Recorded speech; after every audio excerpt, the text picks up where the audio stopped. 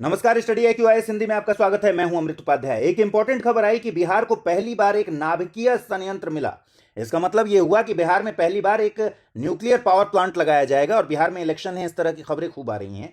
लेकिन हमारे लिए इलेक्शन इंपॉर्टेंट नहीं है। हमारे लिए इंपॉर्टेंट है कि भाई ये जो एलोकेशन हो रहा है वो यूनियन बजट में 2025-26 में, यानी इसी साल जो बजट जारी हुआ था, उसी समय केंद्रीय वित्त मंत्री ने अनाउंस किया था कि 20,000 करोड़ रुपए का एलोकेशन हुआ है न्यूक्लियर एनर्जी मिशन में। तो ये नया न्यूक्लियर एनर्जी मिशन क्या है, इसके बारे में जानना इस वीडियो में मकसद है। दूसरा, न्यूक्लियर इंडस्ट्री में आप देखेंगे कि स्मॉल मॉड्यूलर रिएक्टर बहुत चर्चा में टर्म है, ये क्या होता है। और एक टर्म देखेंगे आजकल BSR, यानी भारत स्मॉल रिएक्टर, ये क्या चीज है। इन सब के बारे में जानेंगे और भारत की स्थिति के बारे में जानेंगे। आइए सबसे पहले देखते हैं कि बिहार को लेकर खबर क्या है। देखिए, देश के नए परमाणु ऊर्जा मिशन के तहत बिहार में राज्य का पहला परमाणु संयंत्र लगने वाला है। यह मैंने आपको पहले ही बता दिया। और केंद्रीय ऊर्जा मंत्री मनोहर लाल खट्टर ने इस बारे में जानकारी दी। बिहार में स्मॉल मॉड्यूलर रिएक्टर परमाणु ऊर्जा संयंत्र लगाया जाएगा। आगे देखेंगे कि भाई स्मॉल मॉड्यूलर रिएक्टर कहते किसको हैं।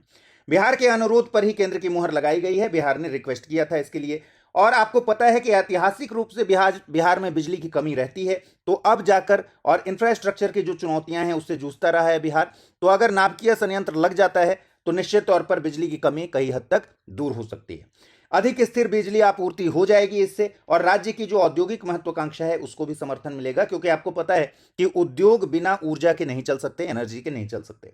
परमाणु संयंत्र के साथ साथ केंद्र ने बिहार में एक और अनाउंसमेंट किया है कि 1,000 मेगावाट की एक बैटरी स्टोरेज क्षमता को भी मंजूरी दी है। इस परियोजना को भी मंजूरी दी है।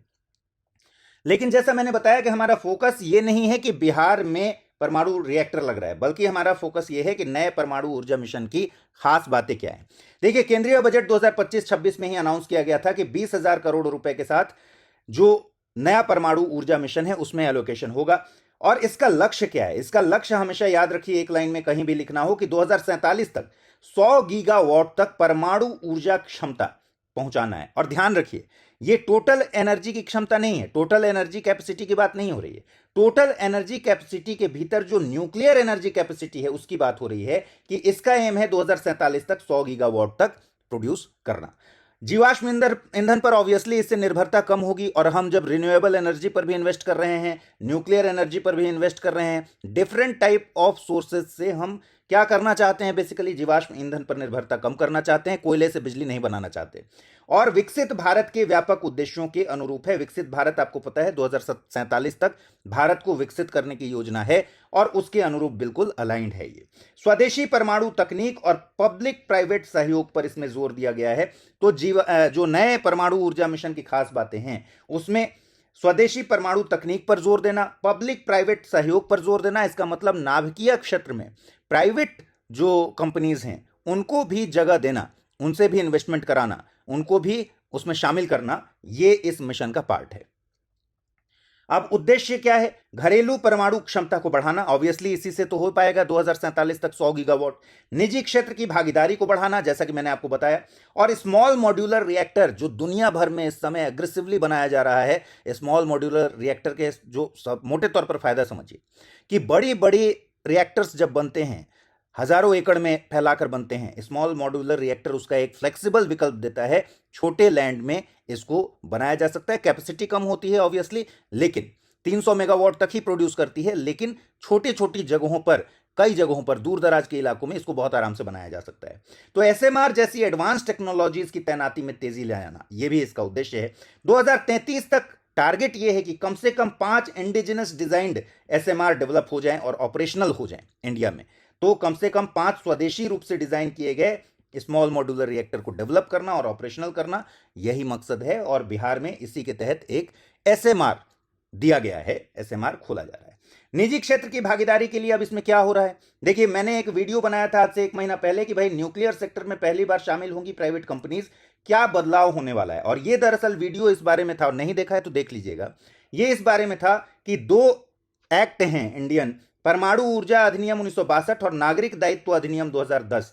इनमें संशोधन इसलिए कराया जा रहा है कि प्राइवेट सेक्टर की मदद से भारत लघु रिएक्टर की स्थापना की जा सके। तो इस वीडियो को आप देखिएगा, इसमें पूरी जानकारी मिलेगी। लेकिन मोटे तौर पर समझिए कि जो एक्ट है, कानून है, उसमें संशोधन करके परमाणु क्षेत्र में भी निजी क्षेत्रों की भागीदारी हो, इसके लिए ये बदलाव किए जा रहे थे। फिर निजी क्षेत्र को लाया क्यों जा रहा है? क्योंकि भाई बीएसआर की स्थापना करनी है, ठीक है, भारत लघु मॉड्यूलर रिएक्टर के अनुसंधान और विकास का काम करना है, तो इन्वेस्टमेंट चाहिए उसके लिए। परमाणु ऊर्जा के लिए जो लेटेस्ट टेक्नोलॉजीज हैं उन पर अनुसंधान विकास करना है, उसमें भी प्राइवेट सेक्टर का बहुत इस्तेमाल है। अब सवाल है कि भाई भारत स्मॉल रिएक्टर है क्या? देखिए, मिशन में कहा गया है, जो नया परमाणु ऊर्जा मिशन है, कि बीएसआर के विकास पर यानी भारत स्मॉल रिएक्टर पर जोर देंगे, हम डेवलप करेंगे। तो भारत स्मॉल रिएक्टर कैप्टिव उपयोग के लिए डिजाइन किया गया कॉम्पैक्ट 220 मेगावाट पीएचडब्ल्यूआर है, और पीएचडब्ल्यूआर इंडिया में पहले से ही है, ऑलरेडी इसके बहुत सारे प्लांट ऑपरेशनल हैं। प्रेशराइज्ड हैवी वाटर रिएक्टर, जिसके बारे में आपने जरूर पढ़ा होगा, ये वही है। इनको कॉम्पैक्ट 220 मेगावाट यानी 220 मेगावाट, 200 से 220 मेगावाट ये इनका प्रोडक्शन कैपेसिटी होता है, और ये ऑलरेडी इंडिया में है। तो ध्यान रखिए कि बीएसआर और एसएमआर दोनों अलग अलग हैं, क्या अंतर है वो हम आगे देखेंगे। कैप्टिव यूज जब हम कहते हैं, इसका मतलब क्या है? कैप्टिव यूज या कैप्टिव कंजम्पशन जब हम कहते हैं, तो इसको एक एग्जांपल से समझिए कि मान लीजिए एक कंपनी है जो कपास से कपड़ा बनाती है, उसने कपड़ा बनाया, वो चाहे तो अब कपड़ा को बेच सकती है, लेकिन उसने कपड़ा बेचा नहीं बल्कि कपड़े से फिर शर्ट बनाया, ठीक है। तो इसी तरीके से कैप्टिव यूज इसको कहेंगे। इसका मतलब कि जो प्रोड्यूस किया गया उसको बेचा नहीं गया बल्कि आगे के प्रोडक्शन में लगा दिया गया, तो उसको हम कहेंगे कैप्टिव कंजम्पशन या कैप्टिव यूज। इन रिएक्टरों को भूमि की आवश्यकता कम पड़ती है, तो इसलिए इनको डेवलप किया जा रहा है, और एक मकसद ये है, छोटे हैं ये, तो स्टील उद्योग, एल्यूमिनियम उद्योग, धातु जैसे जहां इंडस्ट्रीज हैं ऑलरेडी, वहां पर बनाने के लिए ये बहुत अप्रोप्रिएट हैं, कम लैंड में डेवलप हो जाएंगे। निजी संस्थाएं इसमें क्या भूमिका निभाएंगी? भाई लैंड प्रोवाइड कर देंगी निजी संस्थाएं, क्योंकि कम जमीन चाहिए तो की जा सकती हैं निजी संस्थाओं के द्वारा।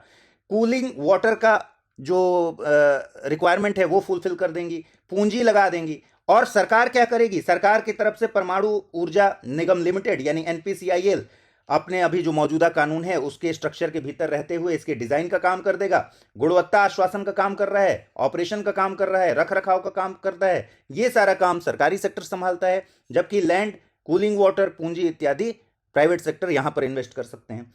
2030 तक 500 गीगावाट गैर जीवाश्म ईंधन आधारित ऊर्जा उत्पादन प्राप्त करना है। तो देखिए, एक बात यहां ध्यान दीजिए, यहां गैर जीवाश्म ईंधन जब हम कह रहे हैं तो आप कंफ्यूज हो जाइएगा कि अभी अभी तो सर ने बताया कि 2047 तक 100 गीगावाट का टारगेट है, और यहां 2030 तक 500 गीगावाट की बात हो रही है। ध्यान दीजिए, ये गैर जीवाश्म ईंधन आधारित ऊर्जा उत्पादन की बात हो रही है। इसमें 100 गीगावाट, हमेशा ध्यान रखिएगा, 100 गीगावाट जो है वो परमाणु ऊर्जा की बात हो रही है। 2030 तक नवीकरणीय ऊर्जा से अपनी ऊर्जा आवश्यकताओं का 50% पूरा करने की भी भारत की प्रतिबद्धता है, और इसके लिए बीएसआर को डेवलप करना जरूरी है। तो 2047 तक आपने समझ लिया कि 100 गीगावाट तो होना चाहिए परमाणु ऊर्जा।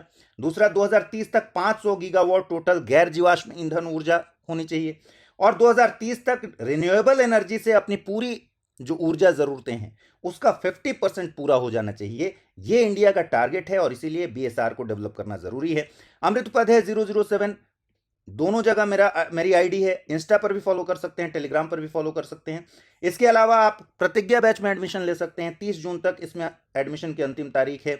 8 बजे सुबह से बैच शुरू हो चुका है। 23 जून वाली बैच है ये वाला बैच है ये, और इसमें अगर आप सिस्टमेटिक तरीके से तैयारी करना चाहते हैं, अमृत लाइव कोड यूज करके आप एडमिशन ले सकते हैं। करना होगा ये कि इसी वीडियो के डिस्क्रिप्शन बॉक्स में जाइए, वहां लिंक दिया हुआ है, उस पर क्लिक कीजिए, उस पेज पर पहुंचिए जहां पूरी जानकारी है उसको पढ़िए, वहां एक पीडीएफ है, वहां शेड्यूल वगैरह देखिए, फीचर्स देखिए। उसके बाद वहीं से आप एडमिशन लेने के लिए एक फैकल्टी कोड यूज करते हैं अमृत लाइव, और मैक्सिमम डिस्काउंट के साथ आपको एडमिशन मिल जाता है। अब आ जाइए एसएमआर यानी स्मॉल मॉड्यूलर रिएक्टर। ये क्या चीज है? देखिए, स्मॉल मॉड्यूलर रिएक्टर का लक्ष्य है ऊर्जा सुरक्षा सुनिश्चित करते हुए नेट जो जीरो उत्सर्जन है उसको प्राप्त कर सके। उन्नत परमाणु रिएक्टर होते हैं ये, एडवांस्ड परमाणु रिएक्टर हैं। इनकी बिजली उत्पादन क्षमता होती है 30 मेगावाट से लेकर 300 प्लस मेगावाट तक, और हमने अभी देखा बीएसआर में हम कितना कह रहे हैं, बीएसआर में बिजली उत्पादन क्षमता 200 से 220 मेगावाट, और प्रेशराइज हेवी वाटर रिएक्टर होते हैं वो बीएसआर। तो ये जो एसएमआर हैं ये दुनिया भर में इस समय बहुत ज्यादा प्रचलन में है। 30 to 300 प्लस मेगावाट की उत्पादन क्षमता है। तो एसएमआर ऐसे हैं जहां कहीं लगा दिया, मान लीजिए 85 मेगावाट की जरूरत है उस एरिया में, एसएमआर एक लगा दिया है तो 50 मेगावाट वो प्रोड्यूस कर देगा। पारंपरिक जो बड़े परमाणु रिएक्टर्स हैं उनके सामने उनके कंपैरिजन में एक फ्लेक्सिबल, स्केलेबल और लागत प्रभावी विकल्प है ये एसएमआर, इसलिए दुनिया भर में इस समय बहुत प्रचलित है। इनका मॉड्यूलर डिजाइन जो होता है वो फैक्ट्री बेस्ड निर्माण की अनुमति देता है, यानी फैक्ट्री में इनको बनाया जा सकता है और असेंबल किया जा सकता है। निर्माण समय और लागत को ये काफी कम कर देता है। ये अपने आप में एक रिवॉल्यूशन है पूरी दुनिया में। छोटे भूमि आधारित परमाणु विखंडन रिएक्टरों का एक नया विकसित रूप है ये, और एसएमआर से भारत लैंड की जो बाधाएं हैं उसको दूर कर सकता है, जीवाश्म ईंधन पर निर्भरता को कम कर सकता है। तो ये सब फायदा है। लेकिन कंफ्यूजन ये होता है कि भाई एसएमआर भी पढ़ लिया और बीएसआर भी पढ़ लिया, दोनों में अंतर क्या है? देखिए, तकनीकी आधार पर अगर अंतर की बात करें तो दोनों, एक तो स्मॉल मॉड्यूलर रिएक्टर और बीएसआर दोनों स्मॉल रिएक्टर्स हैं, तो नाम से ही स्पष्ट है। स्मॉल मॉड्यूलर रिएक्टर पूरी तरह से नई और वैश्विक तकनीक है। इसमें 5 से 300 मेगावाट की क्षमता वाले मॉड्यूलर रिएक्टर शामिल हैं जो फैक्ट्री में बनाए जाते हैं, जैसा मैंने बताया। जबकि भारत स्मॉल रिएक्टर जो मौजूदा 220 मेगावाट के प्रेशराइज्ड हेवी वाटर रिएक्टर हैं उसी तकनीक पर आधारित है, और इसी को संशोधित किया जा रहा है, अतिरिक्त सुरक्षा सुविधाओं के साथ रीडिजाइन किया जा रहा है बीएसआर। एसएमआर की क्षमता मैंने बता दिया है, 500 से 300 मेगावाट तक की लचीली क्षमता है। कई जगह पर 30 से 300 मेगावाट है, कई जगह पे 5 से 300 मेगावाट है, इसमें बड़ा अंतर है नहीं। बीएसआर लगभग 200 से 220 मेगावाट की निश्चित क्षमता होती है। मौजूदा प्रेशराइज्ड हेवी वाटर रिएक्टर के आधार पर ही ये चलता है। ठीक है, यहां फ्लेक्सिबिलिटी देखिए, 50 की जरूरत है तो भी एक एसएमआर लगा सकते हैं, 100 की जरूरत है तो भी लगा सकते हैं। यहां एक रिएक्टर 200 से 220 मेगावाट प्रोड्यूस करेगा। आप इससे चाहें कि 30 मेगावाट प्रोड्यूस करे बीएसआर से, ये पॉसिबल नहीं है, लेकिन एसएमआर से पॉसिबल है कि आप एक एरिया में जहां रिक्वायरमेंट ही 100 मेगावाट की है वहीं के लिए आप चाहते हैं कि एसएमआर लगा लें तो 100 मेगावाट प्रोड्यूस कर देगा, लेकिन बीएसआर लगाएंगे तो 100 मेगावाट प्रोड्यूस नहीं करेगा, करेगा इतना ही। एसएमआर वैश्विक स्तर पर 80 से अधिक डिजाइन ऑलरेडी डेवलप्ड हैं, ज्यादातर विकास के चरण में हैं, ज्यादातर काम कर रहे हैं। बीएसआर अभी कॉन्सेप्ट डिजाइन पूरा हुआ है और अगले 60 से 72 महीनों में इसके निर्माण की योजना पूरी होगी। भारत इस पर काम कर रहा है। कुछ अन्य प्रमुख बातें देखिए, जनवरी 2025 तक भारत की जो स्थापित परमाणु ऊर्जा क्षमता थी, परमाणु ऊर्जा क्षमता, ये ध्यान रखिएगा, 8180 मेगावाट की थी, लेकिन सरकार की योजना है 2031-32 तक इसे कहां ले जाना, ऑलमोस्ट 3 गुना कर देना, 22,480 मेगावाट करने की है। इस विस्तार में गुजरात, राजस्थान, तमिलनाडु, हरियाणा, कर्नाटक, मध्य प्रदेश में कुल 8000 मेगावाट के 10 रिएक्टरों का निर्माण किया जाना है। तो टोटल 8000 मेगावाट इन जगहों पर निर्माण करके आ जाएगा, बन जाएगा।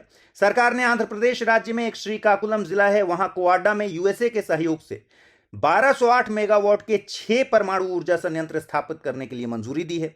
भारत की सबसे पुरानी जो यूरेनियम खदान है जादूगुड़ा में, उसमें नए भंडार मिले हैं, और ये अपने आप में बहुत इंपॉर्टेंट बात है। जो आप समझिए कि जादूगुड़ा का जो भंडार है वो वहां से यूरेनियम जब खत्म हो जाता उससे अब 50 साल इसकी उम्र बढ़ गई है। ठीक है, और 50 साल यूरेनियम वहां से माइन किया जा सकता है। और गुजरात में ही काकड़ापार में स्वदेशी 700 मेगावाट क्षमता के पीएचडब्ल्यूआर की पहली 2 इकाइयों ने कमर्शियल प्रोडक्शन शुरू कर दिया है। अब आ जाइए क्वेश्चन पर, दिल्ली क्विज 20 पर। भारत के परमाणु ऊर्जा मिशन के तहत, ये 21 होगा मेरे ख्याल से, भारत के परमाणु ऊर्जा मिशन के तहत विकसित भारत स्मॉल रिएक्टर की अनुमानित क्षमता कितने मेगावाट की है? 100, 200 से 220, 300 या फिर 500? तो इस वीडियो को तुरंत से लाइक कर दीजिए और इस क्वेश्चन का आंसर मुझे कमेंट सेक्शन में जरूर दीजिएगा। अच्छे से तैयारी कीजिए, खूब मन लगाकर पढ़ाई कीजिए। इस वीडियो में इतना ही, अगले वीडियो में मुलाकात होगी। ख्याल रखिए अपना, नमस्कार। हिंदी में यूपीएससी की तैयारी से संबंधित प्रोग्राम्स को देखने के लिए सब्सक्राइब करें स्टडी IQ IAS हिंदी।